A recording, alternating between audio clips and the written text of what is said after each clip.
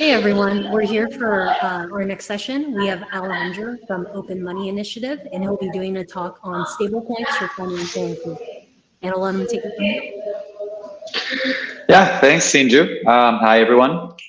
So I am Alejandro. My name is Alejandro. I'm originally from Venezuela, and I co-founded this boutique design research studio, if you will, called the Open Money Initiative. And we've been focusing on understanding how people use money in places that have financial repression and monetary restrictions, which seems to be growing and growing parts of the world these days. So we're going to talk about how stablecoins might be contributing to financial inclusion and what we can do as technologists and product people about it.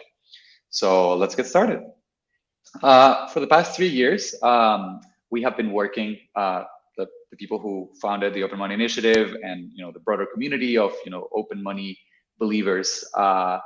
We have been working on understanding how people are using money especially in conditions of financial repression. So we did a small project where we raised some money from institutions in the crypto space and companies that needed to find out more about who the potential users could be in the long-term future, because we know most of the users in crypto so far, or at least the ones that are publicly visible, are there for speculation. And especially if you come from an advanced economy, a wealthy country, it's most likely that you heard about Bitcoin and you heard about the upside of Bitcoin or the upside of trading different coins, and you're interested in that. But we were interested in how people in places like my home country, Venezuela, could use Bitcoin in particular, because it is the first cryptocurrency and the most liquid one. It was the only one that was actually fairly liquid at that time in my country, and potentially other solutions that are in this space of digital money that anyone can hold on a phone without KYCing. How people can use these tools in reality, not in just like an abstract way, to actually solve real world problems that they have. So as you can see, we're immersed in data here. This is with my co-founders, Jill Carlson, Jill Gunter, and James Downer. And we are also Jamal Montesores maybe took the picture. So the whole team was here. So we are kind of seeping into like our observations of the field, like how we went into Venezuela, the Colombian border, and we got some data about how people were using money, and we're just like thinking about, given what we know about technological advancements and the promise of cryptocurrency, how do these two worlds fit together? So we came up with some products or some product explorations that some of them were a bit outlandish, and some of them we have seen come to fruition in the form of several startups. So one of them, just to mention one, was the idea of having a crypto bill, so something that is very low technology that you can see out in the world. And I think we are seeing iterations of this. Concash is an example of this. If you know about that project, there's another project that's more recent that is also trying to emulate the experience of physical cash, but also have the benefits of having Bitcoin kind of inside the chip, inside the bill itself. So that is an interesting idea. How might this work in very low connectivity situations? Something that we have yet to see, but that was just an exploration, right?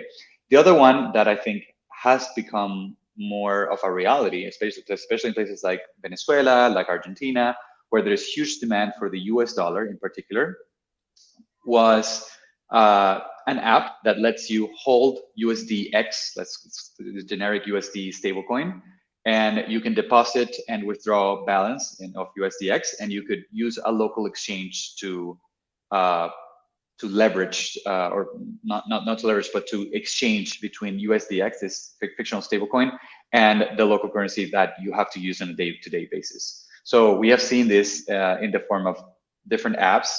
Most recently, I worked on an app that supported this called Value. It was a startup backed by Y Combinator, and I was one of the first employees and the one who brought the vision of the stablecoin, or the dollar IOU inside the app. So as you can see here, we have a screen where you can top up your money, and you use a series of agents or money networks that are accessible to you as a regular person that doesn't know or care about crypto.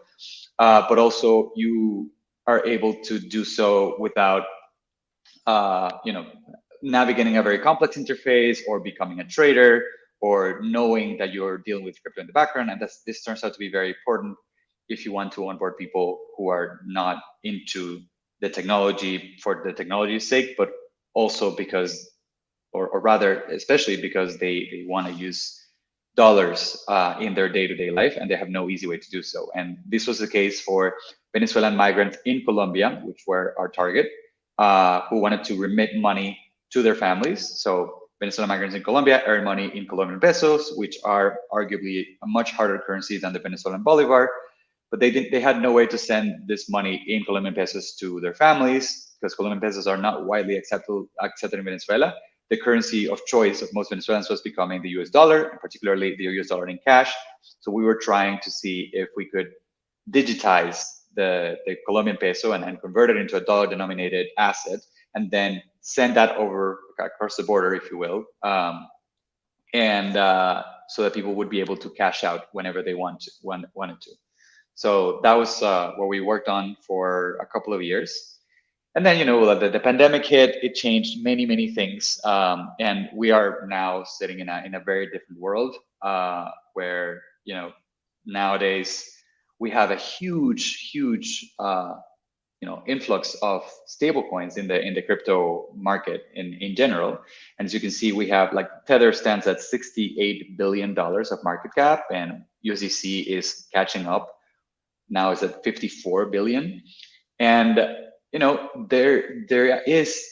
this has proven that there is a lot of demand for stable assets or assets pegged to the US dollar that anyone can trade and anyone can hold with just a phone, just like a smartphone that can hold keys. And there's some need also, or maybe there's a huge need also of easy to use exchange options, right? So the app that I worked on that I mentioned earlier, it did have some form of KYC because we did hold people's money, and we needed to comply with these regulations in Colombia and the US because it was a US company. And this allowed us to first solve the problem, or not solve, but bypass, sidestep the problem of self-custody, which is notoriously hard.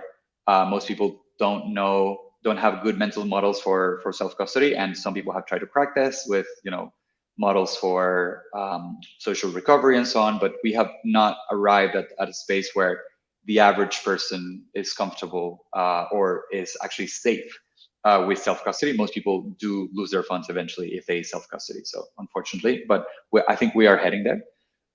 So yes, I think it's important to see how the world has changed since the 3 years prior. I don't have a clear explanation of why the stablecoin demand has shot up. I think the pandemic has something to do with it, like the fact that people are more constrained in their options. The whole world economy is experiencing big peaks and valleys, and there's more instability, and people tend to flock to something that they consider stable. And it turns out that most of the world considers the US dollar very stable, even though the US Americans that I know are complaining about inflation. It's nothing compared to what the Turks are experiencing, or what the Venezuelans experienced, or what the Argentinians are experiencing. So USDC, USDT in particular, and maybe BUSD are the three options that people are flocking to because they want to have more stability in their finances. And maybe if you're a freelancer in Argentina and you are able to get paid in USDC or USDT, and then you go and exchange it, and it's very easy for you to live kind of on USDT. So I think we're going to see more and more of these companies and projects and initiatives that realize that stablecoins are a gateway to crypto, are a very important gateway because they turn the niche and the dual innovations of money that you can have on your phone and an independent monetary policy so far, if you hold Bitcoin, you have had to have the two innovations in the same package, right? But nowadays you can have just one without the other, which introduces trust assumptions. In the case of holding a stablecoin, you are trusting that Tether or USDC is going to not freeze your funds, absolutely. But it's also, it's a currency or an asset that you don't have to think about the issuance model. You don't have to think about is it going up or down, because you can trust it reasonably to remain very, very close to the price of the US dollar. And there's also the fourth stablecoin that we see here is DAI, and I props to DAI for being a sufficiently decentralized stablecoin for many use cases that has upheld kind of the promise that it set out to do. So I have huge respect for this team, and I want to see more of these teams coming to like issue responsible decentralized stablecoins. So one of the things that I've been interested in is the ecosystem that's been forming around Tron, and it's not a huge like developer ecosystem, and I think that when in the development community we talk about Tron, it's mostly in jest, because we don't think they're very serious about developing a healthy ecosystem. Like some of them consider the whole space of Tron like is rife with scams and so on, and but it actually turns out that USDT on Tron has a huge use case, which is Tron is a very cheap chain, and USDT issues a lot of their coins on Tron. So in Argentina, for example, this is the standard if you want to pay with digital dollars that are not controlled by the bank. In Argentina, if you have a bank account in Argentina that is dollar denominated, you can have an asset that is in dollars, and you can move fairly easily. But Argentina has had this experience in 2001 with the Corralito, where all bank accounts that were denominated in US dollars were forcibly converted to pesos. So if you want money that is outside the purview of the state that you care about the most, which is the state that you live under, USDT is a fine choice. And Tron Link, or the Tron chain, is actually providing some utility in this case. So I would like to point out that as much as we'd like to make fun of coins that aren't serious, or that not only make fun but also call out outright scams, we are doing something. Like if we're serious about including people in this space, we have to do more effort to capture kind of to lead users into responsible chains. So I in particular think Polygon is moving in a direction that's interesting, because they are a sidechain or a sidechain / L2 that is providing cheap payments, and we don't know if it's going to remain like that forever, but it is interesting that USDC is now issuing coins there, so maybe at some point it might overtake the Tron ecosystem. I don't know, but we need more people working on products that are in this space of including people and prioritizing cheap payments. I work right now at Bitrefill, and I'm very proud of the work that we do. It's a great company, and for example, you can pay a Cuban cell phone using our app, using our mobile website or mobile app, or Bitrefill is a shop where you can spend your crypto. So you can use your USDT on Tron, you can use your Ether. Ether has a problem of very high fees, but some people do use it. And then you could top up a phone and it arrives immediately. So, and we have products in 170 countries, and it just works seamlessly, very fast, and it's very, very it's a very good experience if you are not familiar with crypto, if you don't care much about crypto. But if you have some money on TronLink, for example, or another wallet, and that is fairly cheap in fees, and you send some money to Bitrefill to top up your phone or family member's phone, and you see it arrive immediately, it's a very, very powerful experience.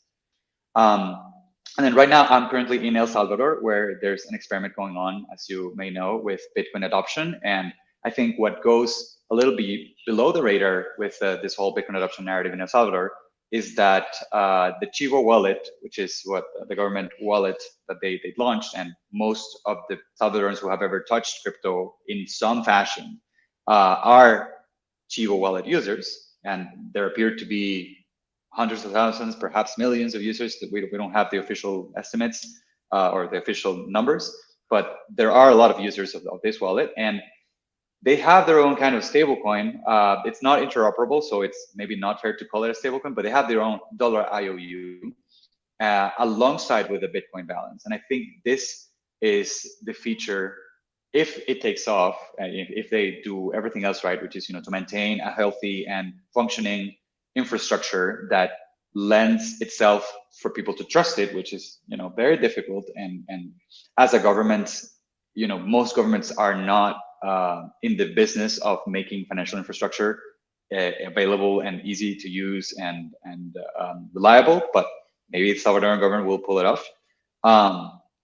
Then this is huge, because this means that people can have access to dollars in digital form. Most Salvadorans deal in cash. It's cultural, and banks haven't done enough of work here to actually onboard millions of people into the banking system.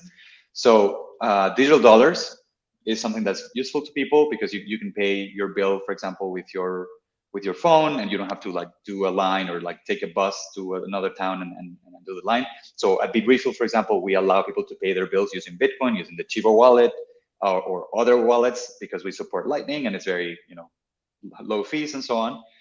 But I think we're going to see an interesting experiment going on here, or we are seeing an experiment going on here with financial infrastructure of an entire country. So far, adoption, I think, has not been as fast as the government wanted it to be, or as many crypto enthusiasts expected it to be.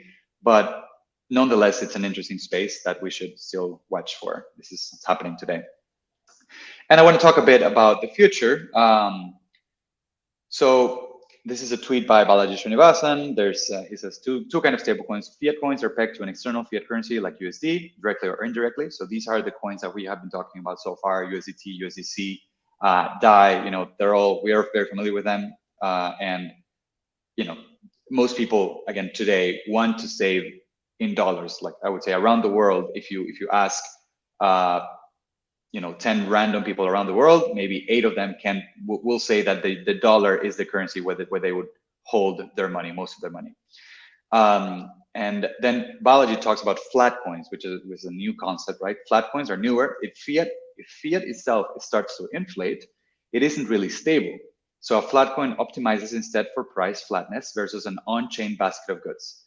So I think I am aware of a couple of projects in this space that are exploring the flat coins model, and I think it's very interesting. And as we are seeing rising inflation rates in the US and Europe, I think that this is also something that will financially include, or maybe to twist a little bit the meaning of inclusion, it will provide healthier financial choice for millions of people, not only in developing countries, but also in rich countries.